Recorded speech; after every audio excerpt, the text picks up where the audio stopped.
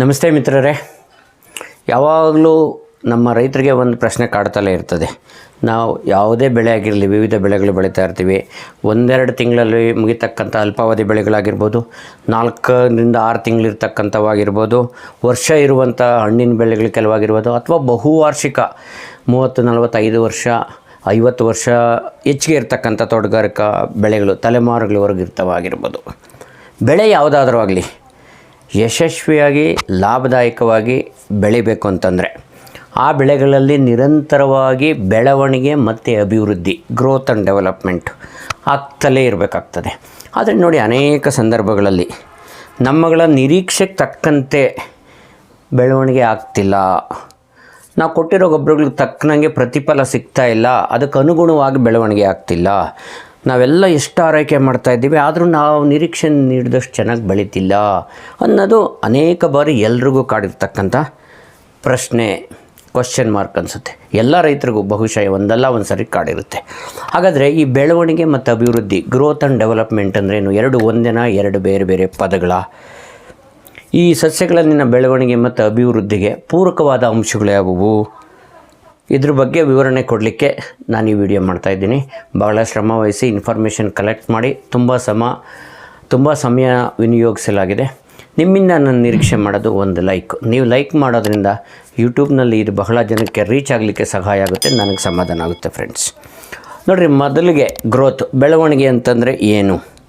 ಸಸ್ಯ ಅಥವಾ ಸಸ್ಯದ ಭಾಗಗಳಲ್ಲಿ, ಗಾತ್ರದಲ್ಲಿ, ಪರಿಮಾಣದಲ್ಲಿ ಮತ್ತು ಒಂದು ಸಮೂಹವಾಗಿ ಉಂಟಾಗತಕ್ಕಂಥ ಬದಲಾಯಿಸಲಾಗದ ಪರಿಮಾಣಾತ್ಮಕ ಹೆಚ್ಚಳ ಅಂದರೆ irreversible quantitative increase in size, mass and or volume ಅಂತ ಹೇಳ್ಬೋದು ಗ್ರೋತನ್ನು. ಈ ಬೆಳವಣಿಗೆ, ಈ ಗ್ರೋತ್ ಬೆಳವಣಿಗೆ ಏನಿದೆ, ಇದು ಜೀವಕೋಶಗಳ ವಿಭಜನೆ ಮತ್ತು ವಿಸ್ತರಣೆಯ ಸಂಯೋಜಿತ ಪರಿಣಾಮದಿಂದ ಉಂಟಾಗ್ತಕ್ಕಂಥದ್ದು. ಜೀವಕೋಶಗಳು ಅಂದರೆ, ಈಗ ನಾವು ಒಂದು ಮನೆ ಕಟ್ಟಲಿಕ್ಕೆ, ಗೋಡೆ ಕಟ್ಟಲಿಕ್ಕೆ ಇಟ್ಟಿಗೆ ಬಳಸ್ತೀವಿ ನೋಡಿ, ಒಂದನ್ನು ಜೋಡಿಸ್ಕೊಳ್ತಾ ಹಾಗೆ ಪ್ರತಿ ಸೆಕೆಂಡು, ಪ್ರತಿ ನಿಮಿಷ ಲಕ್ಷಾಂತರ ಕೋಟ್ಯಾಂತರ ಜೀವಕೋಶಗಳು ಸಸ್ಯಗಳಲ್ಲಿ ಉತ್ಪಾದನೆ ಆಗ್ತಾ ಇರ್ತದೆ. ಅವುಗಳ ಜೋಡಣೆಯಿಂದ, ಅವುಗಳಿಗೆ ಎಕ್ಸ್ಪ್ಯಾಂಡ್ ಆಗೋದ್ರಿಂದ ಟಿಶ್ಯೂಗಳಾಗಿರ್ಬೋದು, ಆರ್ಗನ್ ಸಿಸ್ಟಮ್ಮು, ಇಡೀ ಸಸ್ಯ ಬೆಳವಣಿಗೆ ಆಗೋದು. ಇದು ಗ್ರೋತ್ ಅಂತ ಹೇಳ್ಬೋದು. ಅಂದರೆ growth is combined effect of cell division and elongation ಅಂತ ಹೇಳ್ಬೋದು. ಹಾಗಾದರೆ ಡೆವಲಪ್ಮೆಂಟ್ ಅಂದರೆ ಏನು? ಗ್ರೋತ್ ಬೆಳವಣಿಗೆ ಇದಾಯಿತು. ಅಭಿವೃದ್ಧಿ, ಡೆವಲಪ್ಮೆಂಟ್ ಅಂದರೆ ಏನು ನೋಡಿ? ಡೆವಲಪ್ಮೆಂಟ್ ಕರೆಕ್ಟಾಗಿ ಡಿಫೈನ್ ಮಾಡಿ ಹೇಳೋದಾದರೆ, development refers to the various changes, both quantitative and qualitative changes that occur in a plant during its life cycle and it consists of growth also. ಅಂದರೆ ಯಾವುದೇ ಒಂದು ಸಸ್ಯದ ಜೀವಿತಾವಧಿಯಲ್ಲಿ ಸಂಭವಿಸಬಹುದಾದ ವಿವಿಧ ಗುಣಾತ್ಮಕ ಮತ್ತು ಪರಿಮಾಣಾತ್ಮಕ ಬದಲಾವಣೆಗಳನ್ನು ಒಟ್ಟಿಗೆ ಸೇರಿಸಿ ಹೇಳೋದಾದರೆ ಅದನ್ನು ನಾವು ಅಭಿವೃದ್ಧಿ ಅಂತ ಹೇಳ್ಬೋದು. ಇದರಲ್ಲಿ ಬೆಳವಣಿಗೆಯೂ ಸೇರಿರ್ತದೆ ಅಭಿವೃದ್ಧಿನಲ್ಲಿ. ಅಂದರೆ ಈಗ ಒಂದು ಬೀಜ ನೆಡ್ತೀವಿ ಅಂದ್ಕೊಳ್ಳಿ, ಅದು ಮೊಳಕೆ ಆಗೋದ್ರಿಂದ ಮೇಲೆ ಬರುತ್ತೆ, ಎಲೆಗಳು ಡೆವಲಪ್ಮೆಂಟ್ ಆಗುತ್ತೆ, ಕೊಂಬೆಗಳು ರೆಂಬೆಗಳು ಡೆವಲಪ್ಮೆಂಟ್ ಆಗ್ತದೆ, ಮೊಗ್ಗಾಗುತ್ತೆ, ಮೊಗ್ಗರಳಿ ಹೂವು ಆಗುತ್ತೆ, ಹೂವಿಂದ ಕಾಯಿ, ಕಾಯಿಂದ ಹಣ್ಣು. ಈ ಎಲ್ಲ ಬದಲಾವಣೆಗಳನ್ನು ಒಟ್ಟಾರೆಯಾಗಿ ಅಭಿವೃದ್ಧಿ ಅಂತೀವಿ. ಅಂದರೆ ಗ್ರೋತ್ ಆ್ಯಂಡ್ ಡೆವಲಪ್ಮೆಂಟ್ ಅಂದರೆ ಇಷ್ಟು ಸೇರಿರುತ್ತೆ. ಇದು ಹೇಗೆ? ಇದು ಕಾರಣ ಏನು? ಇದರಲ್ಲಿ ಏರಿಳಿತ ಆಗಲಿಕ್ಕೆ ಏನೇನು ಆಗ್ಬೋದು? ಅದಕ್ಕೆ ಮುಂಚೆ ನೋಡಿ, ಈ ಬೆಳವಣಿಗೆ ಯಾವ ಹಂತಗಳಲ್ಲಿ ಆಗ್ತದೆ ಅನ್ನೋದಾದರೆ, ಇದನ್ನು ಕರೆಕ್ಟಾಗಿ ಸಮಯಕ್ಕೆ ಸರಿಯಾಗಿ ನಾವು ಗ್ರಾಫ್ ಮುಖಾಂತರ ತೋರಿಸೋದಾದರೆ, ಒಂದು ಎಸ್ ಆಕಾರ ಚಿತ್ರದಲ್ಲಿ ಗಮನಿಸಿ 4 ಹಂತಗಳಲ್ಲಿ ವಿವರಣೆ ನೋಡ್ಬೋದು ಈ ಗ್ರೋತ್ ಆ್ಯಂಡ್ ಡೆವಲಪ್ಮೆಂಟ್ನ. ಮೊದಲನೇದು ಪ್ರಾರಂಭಿಕ ಹಂತ. ಇಲ್ಲಿ ಸ್ವಲ್ಪ ತಾಳ್ಮೆ ಇರೋದೆಲ್ಲ ಎಷ್ಟೋ ಜನ ಕಾಲ್ ಮಾಡ್ತಿರ್ತಾರೆ, ಬೆಳವಣಿಗೆನೇ ಆಗ್ತಿಲ್ಲ ಅಂತ. ಪ್ರಾರಂಭದ ಹಂತದಲ್ಲಿ ತುಂಬ ಸ್ಲೋ ಇರುತ್ತೆ, ಸ್ಲೋ ವೆಜಿಟೇಟಿವ್ ಗ್ರೋತ್ ಇರುತ್ತೆ, ಅದನ್ನು ಲ್ಯಾಗ್ ಫೇಸ್ ಅಂತ ಕರಿತೀವಿ. ಎರಡನೇದು ತುಂಬ ಫಾಸ್ಟಾಗಿ ಬೆಳವಣಿಗೆ ಆಗ್ತದೆ. ಎಕ್ಸ್ಪೋನೆನ್ಷಿಯಲ್ ಗ್ರೋತು, ಲಾಗ್ ಫೇಸ್ ಅಂತೀವಿ. ಎಕ್ಸ್ಪೋನೆನ್ಷಿಯಲ್ ಅಂದರೆ ಏನು? ಉದಾಹರಣೆ 2 ಇರೋದು 4, 4 ಇರೋದು 8, 8 ಇರೋದು 16, ಈ ಥರ ಆಗ್ತಾ ಹೋಗ್ತಕ್ಕಂಥದ್ದು. ಕಡಿಮೆ ಅವಧಿಯಲ್ಲಿ ಮ್ಯಾಕ್ಸಿಮಮ್ ಗರಿಷ್ಠ ಬೆಳವಣಿಗೆ, ಇದು ಲಾಗ್ ಫೇಸ್. ಮೂರನೇದು ಡಿಮಿನಿಷಿಂಗ್ ಫೇಸ್, ಅಂದರೆ ಬೆಳವಣಿಗೆ ಕಡಿಮೆ ಆಗ್ತಾ ಬರ್ತದೆ, ಅದು ಚಿತ್ರ ಗಮನಿಸಿ. ನಾಲ್ಕನೇದು ಬೆಳವಣಿಗೆ ಕಂಪ್ಲೀಟ್ ನಿಂತು ಹೋಗ್ತಕ್ಕಂಥದ್ದು, ಸ್ಟೇಷನರಿ ಫೇಸ್, ಸ್ಟ್ಯಾಂಡ್ ಸ್ಟಿಲ್ ಆಗುತ್ತೆ, ಬೆಳವಣಿಗೆ ಆಗಲ್ಲ. ಈ ಬೆಳವಣಿಗೆ ಮತ್ತು ಈ ಅಭಿವೃದ್ಧಿ ಸಮರ್ಪಕವಾಗಿ ಆಗಬೇಕಂದ್ರಾಗಲಿ, ಬೆಳೆ ಯಾವುದಾದ್ರೂ ಆಗಲಿ, ಅನೇಕ ಅಂಶಗಳು ಪೂರಕವಾಗಿರುತ್ತೆ. ಯಾವ ಅಂಶಗಳು ಅಂದರೆ ಅವನ್ನು 2 ಭಾಗಗಳಾಗಿ ವಿಂಗಡಣೆ ನೋಡ್ಬೋದು. ಒಂದು ಬಾಹ್ಯ ಅಂಶಗಳು, ಎಕ್ಸ್ಟರ್ನಲ್ ಫ್ಯಾಕ್ಟರ್ಸ್. ಇನ್ನೊಂದು ಇಂಟರ್ನಲ್ ಫ್ಯಾಕ್ಟರ್ಸು, ಸಸ್ಯಗಳ ಒಳಗಡೆ ಇರ್ತಕ್ಕಂಥ ಅಂಶಗಳು. ಎಕ್ಸ್ಟರ್ನಲ್ ಫ್ಯಾಕ್ಟರ್ಸ್ ಅಂದ ತಕ್ಷಣವೇ ಎನ್ವೈರ್ನಮೆಂಟಲ್ ಫ್ಯಾಕ್ಟರ್ಸ್ ಅಂತ ನಿಸ್ಸಂದೇಹವಾಗಿ ಹೇಳ್ಬೋದು. ಅದರಲ್ಲಿ ಒಂದನೇದು ಉಷ್ಣಾಂಶ, ಇನ್ನೊಂದು ಬೆಳಕು, ಇನ್ನೊಂದು ಆಮ್ಲಜನಕದ ಪೂರೈಕೆ, ಆಕ್ಸಿಜನ್ ಸಪ್ಲೈ, ಇನ್ನೊಂದು 4ನೇದು ನೀರು, ಮತ್ತು 5ನೇದು ಸಾಯಿಲ್ ನ್ಯೂಟ್ರಿಯೆಂಟ್ಸ್. ಇಷ್ಟು ಅಂಶಗಳು ಪೂರಕವಾಗಿರಬೇಕಾಗ್ತದೆ. ಹೇಗೆ ಕೆಲಸ ಮಾಡ್ತದೆ ಅದು? ಎಗೇನ್ ಬೆಳಕು ಅಂತ ಹೇಳಿದ್ನಲ್ಲ, ಅದರಲ್ಲಿ 3 ಅಂಶಗಳು. ಒಂದು ಅದರ ತೀವ್ರತೆ, ಇಂಟೆನ್ಸಿಟಿ, ಇನ್ನೊಂದು ಅದರ ಕ್ವಾಲಿಟಿ, ಗುಣಮಟ್ಟ, ಇನ್ನೊಂದು ಅದರ ಅವಧಿ, ಡ್ಯುರೇಷನ್ ಆಫ್ ಲೈಟ್. ಈ ಆಂತರಿಕ ಅಂಶಗಳನ್ನು ನೋಡೋದಾದರೆ ಸಸ್ಯದಲ್ಲಿ ಒಳಗಡೆ ಇರತಕ್ಕಂಥವು ಮುಖ್ಯವಾಗಿ ಗ್ರೋತ್ ರೆಗ್ಯುಲೇಟರ್ಸ್, ಬೆಳವಣಿಗೆಯ ನಿಯಂತ್ರಕಗಳು ಅಂತ ಹೇಳ್ಬೋದು. ಇನ್ನೊಂದು C/N ರೇಷಿಯೋ, ಇಂಗಾಲ ಮತ್ತು ಸಾರಜನಕದ ಒಂದು ಅನುಪಾತ ಅಂತ ಹೇಳ್ಬೋದು. ಇನ್ನೊಂದು ಆನುವಂಶಿಕ ಅಂಶಗಳು.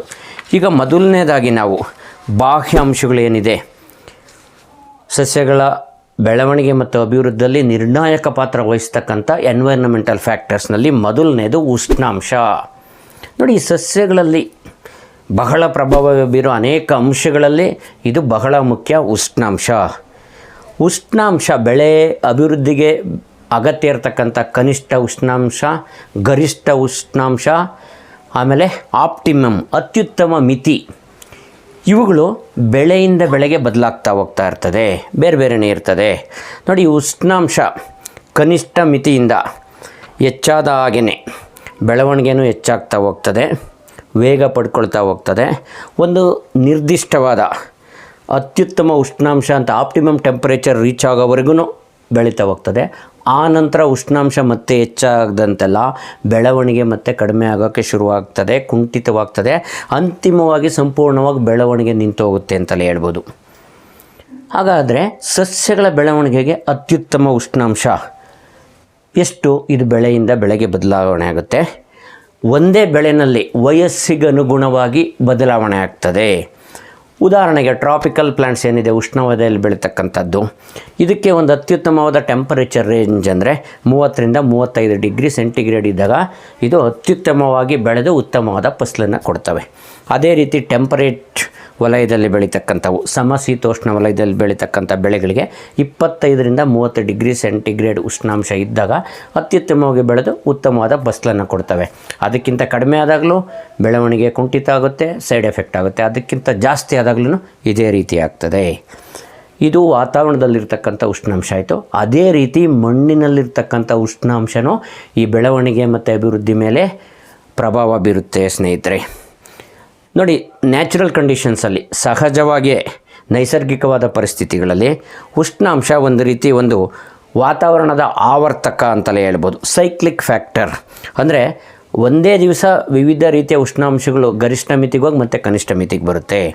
ಸಾಮಾನ್ಯವಾಗಿ ರಾತ್ರಿಯ ಹೊತ್ತು ಮತ್ತು ಹಗಲಿನ ಉಷ್ಣಾಂಶಗಳಲ್ಲಿ ವ್ಯತ್ಯಾಸ ಇರುತ್ತೆ. ರಾತ್ರಿ ಉಷ್ಣಾಂಶ ಹಗಲಿನ ಉಷ್ಣಾಂಶಕ್ಕಿಂತ ಕಡಿಮೆ ಇರೋದು ಎಲ್ಲ ಬೆಳೆಗಳಿಗೂ ಪೂರಕ ಅಂತಲೇ ಹೇಳ್ಬೋದು, ಬಹುತೇಕ ಬೆಳೆಗಳಿಗೆ. ಇದು ಉಷ್ಣಾಂಶದ ಪ್ರಭಾವ. ಅಂದರೆ ಈಗ ನಮ್ಮ ಭಾಗಗಳಲ್ಲಿ 35 ಡಿಗ್ರಿಯಿಂದ ಹೆಚ್ಚು ಉಷ್ಣಾಂಶ ಆದಾಗ ಇದು ಬೆಳವಣಿಗೆಗೆ ಪೂರಕವಾಗಿರೋದಿಲ್ಲ. ಹಾಗಾಗಿನೇ ಹೂ ಉದುರುತ್ತಾ ಇದೆ, ಎಲೆಗಳ ಸೈಜು ಆಕಾರ ಬೆಳವಣಿಗೆ ಆಗ್ತಾಯಿಲ್ಲ. ಫಸಲು, ಉದಾಹರಣೆ ಬೀನ್ಸ್ ಅಂತ ಬೆಳೆಗಳಲ್ಲಿ ಕಾಯುದ್ದ ಬರ್ತಾ ಇಲ್ಲ, ಹಣ್ಣುಗಳಲ್ಲಿ ಕಲರ್ ಬರ್ತಾ ಇಲ್ಲ, ಹೂಗಳು ಕಲರ್ ಬರ್ತಿಲ್ಲ. ಈ ಥರ ಎಲ್ಲ ಕಂಪ್ಲೇಂಟ್ಸ್ ಬರೋದು ಇದು ಉಷ್ಣಾಂಶದ ಪ್ರಭಾವದಿಂದ ಅಂತ ಅರ್ಥ ಆಗುತ್ತೆ ಫ್ರೆಂಡ್ಸ್. ಇನ್ನು ಎರಡನೇದು, ಇನ್ನೊಂದು ಬಹಳ ಮುಖ್ಯವಾದ ವಾತಾವರಣದ ಅಂಶ ಬೆಳಕು. ಎಲ್ಲ ಬೆಳೆಗಳಲ್ಲೂ ಇದು ಪ್ರಭಾವ ಇದೆ. ವಿವಿಧ ರೀತಿಯಲ್ಲಿ ಪರಿಣಾಮ ಬೀರ್ತಕ್ಕಂಥ ಬಹುಮುಖ್ಯವಾದ ಅಂಶ ಅಂತಲೇ ಹೇಳ್ಬೋದು ಈ ಬೆಳಕನ್ನು. ಈ ಬೆಳಕಿನ ತೀವ್ರತೆ, ಗುಣಮಟ್ಟ ಮತ್ತು ಅವಧಿ, ಈ ಎಲ್ಲ ಅಂಶಗಳು ಸಸ್ಯಗಳಲ್ಲಿ ನಡೀತಕ್ಕಂಥ ಅನೇಕ ಪ್ರಕ್ರಿಯೆಗಳಲ್ಲಿ ನೇರವಾಗಿ ಪ್ರಭಾವ ಬೀಳ್ತವೆ. ಶಾರೀರಿಕ ಕ್ರಿಯೆಗಳು, ಮೆಟಬಾಲಿಕ್ ಆ್ಯಕ್ಟಿವಿಟೀಸ್ ಏನಿದೆ, ಕ್ಲೋರೋಫಿಲ್ ಸಿಂಥಸಿಸ್ ಆಗಿರ್ಬೋದು, ಅಂದರೆ ಪತ್ರಹರಿತಿನ ಸಂಶ್ಲೇಷಣೆ, ಆಮೇಲೆ ಸ್ಟೊಮ್ಯಾಟಾ ಮೂಮೆಂಟ್, ಎಲೆಗಳಲ್ಲಿನ ರಂಧ್ರಗಳ ಚಲನೆ, ಆಮೇಲೆ ದ್ಯುತಿ ಸಂಶ್ಲೇಷಣಾ ಕ್ರಿಯೆ ಫೋಟೋಸಿಂಥಸಿಸ್, ಆಮೇಲೆ ಫಾರ್ಮೇಷನ್ ಆಫ್ ಆ್ಯಂಥೋಸಯನಿನ್ಸ್, ಆಮೇಲೆ temperature of aerial parts organs, ಅಂದರೆ ಸಸ್ಯದ ಮೇಲ್ಭಾಗದ ಅಂಗಗಳಿನ ಉಷ್ಣಾಂಶ, ಅಬ್ಸಾರ್ಪ್ಷನ್ ಆಫ್ ನ್ಯೂಟ್ರಿಯೆಂಟ್ಸ್ ಮಿನರಲ್ಸ್ ಖನಿಜಗಳ ಹೀರುವಿಕೆ, ಬಾಷ್ಪೀಕರಣದ ವೇಗ rate of transpiration, permeability, streaming of protoplasm, ಈ ಥರ ಅನೇಕ ಹೋಗ್ತದೆ. ಎಲ್ಲಿಯವರೆಗೆ ಅಂದರೆ ಸೂರ್ಯನ ಬೆಳಕು ಪೂರ್ತಿ ಆವರಿಸೋವರೆಗೂ. ಬೇರೆ ಯಾವುದೇ ಅಂಶಗಳ ಕೊರತೆ ಇಲ್ಲ ಅಂದರೆ ಇದು ಈ ರೀತಿ ಕಂಟಿನ್ಯೂ ಆಗ್ತದೆ. ಅದಕ್ಕೆ ಮೋಡ ಮುಚ್ಚಿದ ವಾತಾವರಣದಲ್ಲಿ ಬೆಳೆಗಳು ಸಮರ್ಪಕವಾಗಿ ಬೆಳವಣಿಗೆ ಆಗಲ್ಲ, ಕಾಂಡ ಸದೃಢವಾಗಿ ಬರಲ್ಲ, ತುಂಬ ಲ್ಯಾಂಕಿಯಾಗಿ ಉದ್ದಕ್ಕೆ ಬೆಳ್ಕೊಳ್ತಾ ಹೋಗ್ತದೆ. ಗಮನಿಸಿ ಫ್ರೆಂಡ್ಸ್, ಅಂದರೆ ಬೆಳಕಿನ ತೀವ್ರತೆ ಕಡಿಮೆ ಇರೋ ಸಮಯಗಳಲ್ಲಿ ಹೂಗಳ ಬಿಡುವಿಕೆಯೂ ಕಡಿಮೆ ಆಗ್ತದೆ, ಹೂವು ಕಾಯಾಗೋದು ಎರಡೂ ಕಡಿಮೆ ಆಗ್ತದೆ. ಇನ್ನು ಬೆಳಕಿನ ಗುಣಮಟ್ಟ, ಅದು ನಮ್ಮ ಅರಿವಿಗೆ ಬರೋದು ಹೇಗೆ? ಗುಣಮಟ್ಟ, ಸೂರ್ಯನ ಬೆಳಕಿನಲ್ಲಿ ವಿವಿಧ ವೇವ್ ಲೆಂಗ್ತ್ಸ್ ಇರುತ್ತೆ, ತರಂಗಾಂತರಗಳು. ಈ ಸಸ್ಯಗಳ ಬೆಳವಣಿಗೆಯಲ್ಲಿ ಇವು ನೇರವಾಗಿ ಪರಿಣಾಮ ಬೀಳ್ತವೆ. ಸಸ್ಯಗಳ ಒಟ್ಟಾರೆ ಸಮ್ಮರೈಸ್ ಮಾಡಿ, ಒಟ್ಟಾರೆ ಬೆಳವಣಿಗೆ ಮತ್ತು ಅಭಿವೃದ್ಧಿಗೆ ಉತ್ತಮ ರೀತಿ ಇರಬೇಕು ಅಂತಂದರೆ ಸೂರ್ಯನ ಬೆಳಕಿನ ಫುಲ್ ಸ್ಪೆಕ್ಟ್ರಮ್ ಇದ್ದಾಗ. ಇನ್ನೊಂದು ಇಲ್ಲಿ ಗಮನಿಸಬೇಕಾಗಿದ್ದು, ಈ ಸೂರ್ಯನ ಬೆಳಕಿನಲ್ಲಿ ಇರ್ತಕ್ಕಂಥ ಅಲ್ಟ್ರಾವೈಲೆಟ್ ಅಥವಾ ಇನ್ಫ್ರಾರೆಡ್ ರೇಡಿಯೇಷನ್ಸ್ ಏನಿದೆ, ಅದು ಸಸ್ಯಗಳ ಬೆಳವಣಿಗೆಗೆ ಹಿನ್ನಡೆ ಉಂಟು ಮಾಡುತ್ತೆ. ಇದು ವಾತಾವರಣದಲ್ಲಿ ವೇರಿಯೇಷನ್ ಆದಾಗ UV ರೇಡಿಯೇಷನ್ಸ್ ಜಾಸ್ತಿ ಆದಾಗ ಬೆಳೆಗಳಿಗೆ ಹಿನ್ನಡೆ ಉಂಟಾಗುತ್ತೆ. ಇನ್ನು ಬೆಳಕಿನ ಅವಧಿ, ಇದು ಬಹಳ ಮುಖ್ಯವಾದ ಅಂಶ ಹೇಳ್ಬೋದು. ಬೆಳಕಿನ ಅವಧಿ, ತೀವ್ರತೆ ಮತ್ತು ಗುಣಮಟ್ಟದಲ್ಲಿ ಮೂರೂ ಸೇರಿದಾಗ ತುಂಬ ಇಂಪ್ಯಾಕ್ಟ್ ಆಗ್ತದೆ. ಅದರಲ್ಲೂ ದ್ಯುತಿ ಸಂಶ್ಲೇಷಣಾ ಕ್ರಿಯೆ ಏನಿದೆ ಇದರ ಮೇಲೆ ಗುರುತರವಾದ ಪ್ರಭಾವ ಬೀರ್ತದೆ ಅಂತ ಹೇಳ್ಬೋದು. ಆ ಮೂಲಕ ಡೈರೆಕ್ಟಾಗಿ ಬೆಳವಣಿಗೆ ಮೇಲೂ ಪ್ರಭಾವ ಬೀಳ್ತದೆ, ಇಳುವರಿ ಮೇಲೂ ಪ್ರಭಾವ ಬೀಳ್ತದೆ. ಸಾಮಾನ್ಯವಾಗಿ ಚಳಿಗಾಲದ ದಿನಗಳಲ್ಲಿ ದಿನಗಳ ಅವಧಿ ಕಡಿಮೆ ಇರುತ್ತೆ, ಹಗಲಿನ ಅವಧಿ ಕಡಿಮೆ ಇರ್ತದೆ, ಸಸ್ಯಗಳ ಬೆಳವಣಿಗೆ ನಿಧಾನಗತಿಯಲ್ಲಿರುತ್ತೆ. ಈ ದಿನಗಳ ಅವಧಿ ಹೆಚ್ಚಾಗ್ತಾ ಈಗ ಸಂಕ್ರಾಂತಿ ಕಳೆದ ನಂತರ ಆಗ್ತಾ ಬರ್ತದಲ್ಲ, ವಸಂತ ಕಾಲದ ಹೊತ್ತಿಗೆ ಬೆಳವಣಿಗೆ ವೇಗ ವೃದ್ಧಿ ಆಗ್ತದೆ ಅಂತ ಹೇಳ್ಬೋದು. ಇದೆಲ್ಲರ ಗಮನಕ್ಕೆ ಬಂದಿರತಕ್ಕಂಥದ್ದು. ಹಾಗೆಯೇ ಸಸ್ಯಗಳಲ್ಲೊಂದು ಅಂಶ ಇರ್ತದೆ, ಸುಪ್ತಾವಸ್ಥೆ ಡಾರ್ಮೆನ್ಸಿ, ಮತ್ತು ಹೂ ಬಿಡುವಿಕೆ ಏನಿರುತ್ತೆ ಅದು ಫ್ಲವರಿಂಗು. ಈ ಬೆಳಕಿನ ಅವಧಿ ತುಂಬ ಇಂಪ್ಯಾಕ್ಟ್ ಮಾಡುತ್ತೆ ಇವೆರಡು ಅಂಶಗಳ ಮೇಲೆ ಅಂತ ಹೇಳ್ಬೋದು. ಸಸ್ಯಗಳಲ್ಲಿ ಉತ್ತಮವಾದ ಬೆಳವಣಿಗೆ ಆಗಬೇಕು, ಉತ್ತಮವಾಗಿ ಅಭಿವೃದ್ಧಿ ಆಗಬೇಕು ಅಂದರೆ ಬೆಳಕಿನ ಈ ಅವಧಿ ಏನಿದೆ ಇದುಗಳ ಅನುಸಾರವಾಗಿ ಸಸ್ಯಗಳನ್ನು 3 ರೀತಿಯಾಗಿ ವಿಂಗಡಣೆ ಮಾಡಲಾಗಿದೆ. ಒಂದು ಲಾಂಗ್ ಡೇ ಪ್ಲ್ಯಾಂಟ್ಸ್, ಇನ್ನೊಂದು ಶಾರ್ಟ್ ಡೇ ಪ್ಲ್ಯಾಂಟ್ಸ್, ಇನ್ನೊಂದು day neutral plants. Long day plants ಅಂದರೆ ಹಗಲಿನ ಅವಧಿ 13-14 ಗಂಟೆಗಳು ಇರುವಾಗ ಇವು ತುಂಬ ಚೆನ್ನಾಗಿ ಬೆಳವಣಿಗೆ ಆಗುತ್ತೆ, ಹೂ ಬಿಡುತ್ತೆ ಅಂತ ಹೇಳ್ಬೋದು. ಅದಕ್ಕೆ ಉದಾಹರಣೆ ಕೊಡೋದಾದರೆ ಕೆಲವು ಬೆಳೆಗಳು ಗೋಧಿ ಆಗಿರ್ಬೋದು, ಬಟಾಣಿ ಆಗಿರ್ಬೋದು, ಓಟ್ಸು, ಆಮೇಲೆ ಇವನ್ ಬ್ರಾಸಿಕಾ, ಕ್ಯಾಬೇಜ್, ಕಾಲಿಫ್ಲವರ್ ಬರುತ್ತಲ್ಲ, ಇವುಗಳು ಉದಾಹರಣೆ ಹೇಳ್ಬೋದು. ಇನ್ನೊಂದು ಕಾರ್ನೇಷನ್, ಹೂವಿನ ಗಿಡಗಳಲ್ಲಿ. ಶಾರ್ಟ್ ಡೇ ಪ್ಲ್ಯಾಂಟ್ಸ್, ಹಗಲಿನ ಅವಧಿ 13 ಗಂಟೆಗಳಿಗಿಂತ ಕಡಿಮೆ ಇರೋವಂಥ ವಾತಾವರಣದಲ್ಲಿ ಉತ್ತಮವಾಗಿ ಹೂ ಬಿಡೋವಂಥ ಬೆಳೆಗಳು ಯಾವ್ಯಾವು? ಸೇವಂತಿಗೆ. ಹೂ ಬಿಡೋ ಅವಧಿ ಇದು ಬೆಳವಣಿಗೆ ಅಲ್ಲ. ಸೇವಂತಿಗೆ ವಿಡಿಯೋದಲ್ಲಿ ನಾನು ಹೇಳಿದ್ದೆ, ಬೆಳವಣಿಗೆ ಹಂತದಲ್ಲಿ ಹಗಲು ಕಡಿಮೆ ಇದ್ದರೆ ಬೆಳವಣಿಗೆ ಆಗಲ್ಲ, ಅದಕ್ಕೆ ಆರ್ಟಿಫಿಷಿಯಲ್ ಆಗಿ ಲೈಟಿಂಗ್ ವ್ಯವಸ್ಥೆ ಮಾಡೋದು. ಹೂ ಬಿಡುವಿಕೆಯಲ್ಲಿ ಆ್ಯಕ್ಚುಲಿ ಅವಧಿ 13 ಗಂಟೆಯಿಂದ ಕಡಿಮೆ ಇರುವಾಗ ತುಂಬ ಚೆನ್ನಾಗಿ ಬರುತ್ತೆ ಅಂತ ಹೇಳ್ಬೋದು. ಸೇವಂತಿಗೆ ಆಗ್ಬೋದು, ಭತ್ತ, ಸೋಯಾಬೀನ್, ಸೋಯಾವರೆ ಅಂತ ಏನು ಹೇಳ್ತೀವಿ, ಈರುಳ್ಳಿ, ಹತ್ತಿ, ಸ್ಟ್ರಾಬೆರಿ, ಇನ್ನು ಮುಂತಾದ ಬೆಳೆಗಳು. ಇನ್ನು 2 ಕ್ಯಾಟಗರಿಗೆ ಸೇರದೇ ಇರೋ ಕೆಲವು ಬೆಳೆಗಳಿದ್ದಾವೆ, ಡೇ ನ್ಯೂಟ್ರಲ್ ಪ್ಲ್ಯಾಂಟ್ಸ್. ಹಗಲಿನ ಅವಧಿ ಎಷ್ಟಾದರೂ ಇರಲಿ, ರಾತ್ರಿ ಅವಧಿ ಎಷ್ಟಾದರೂ ಇರಲಿ, ಇದು ಇಂಪ್ಯಾಕ್ಟ್ ಆಗಲ್ಲ. ಎಲ್ಲ ವಾತಾವರಣದಲ್ಲೂ ಚೆನ್ನಾಗಿ ಹೂ ಬಿಡ್ತವೆ, ಎಲ್ಲ ಅಂಶಗಳು ಪೂರಕವಾಗಿರುವಾಗ. ಇದಕ್ಕೆ ಉದಾಹರಣೆ ನಮ್ಮ ಟೊಮೆಟೊ ಕಾಪು ಆಗಿರ್ಬೋದು, ಸೌತೆಕಾಯಿ, ಮುಸ್ಕಿನ ಜೋಳ, ಕ್ಯಾಪ್ಸಿಕಮ್, ಚಿಲ್ಲೀಸು, ಇವೆಲ್ಲ ಅಷ್ಟೇ, ಸನ್ಫ್ಲವರು, ಈ ಬೆಳೆಗಳು. ಇನ್ನು 3ನೇ ಅಂಶ ಈ ಬೆಳಕಿಂದ ಆಯಿತು. ಇನ್ನು 3ನೇ ಎಕ್ಸ್ಟರ್ನಲ್ ಫ್ಯಾಕ್ಟರ್ ನೋಡೋದಾದರೆ ಆಮ್ಲಜನಕದ ಪೂರೈಕೆ, ಆಕ್ಸಿಜನ್ ಸಪ್ಲೈ.